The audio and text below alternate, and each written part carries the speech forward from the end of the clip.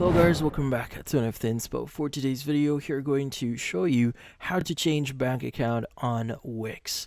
So if you're looking for a way to change your bank account here on WIX or whichever bank account you're using for your account, there are going to be a few things that you need to do.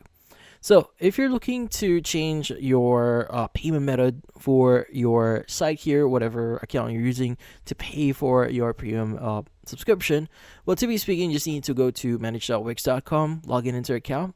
Just go to the left side here. Want to go to billing and subscription, and just want to open up payment methods. And typically here, you should have the option to delete payment methods, add payment methods, choose payment methods. But yeah, this is how you manage your payment methods. But just in case, like for example, if you want to change the banking or the bank that you have on your account, like for example, you have like a store or a Wix website that facilitates payment. Well, it's going to be actually really easy on how to change that. Let's go and open up one site first here. And in here, what we need to do is we just need to go ahead and go to the left side here. And all we need to do is we want to look for the payments. Let's go and click on settings here. And we want to go ahead and click on the accept payments. So click on accept payments here.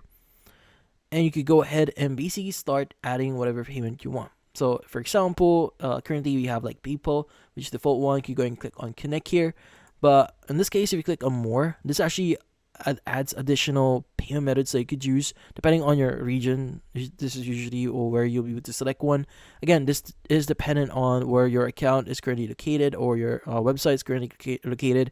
So you could go ahead and see what is available here. Just click on connect here and log into that specific platform or create an account on that specific platform.